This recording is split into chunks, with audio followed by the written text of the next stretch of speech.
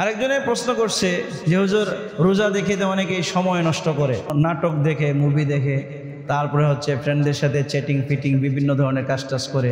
আসলে ভাই, নাটক দেখা কি রোজা ছাড়া অন্য সময় কি জায়েজ? কথা কয় না। মুভি দেখা কি রোজা ছাড়া অন্যান্য মাসে জায়েজ?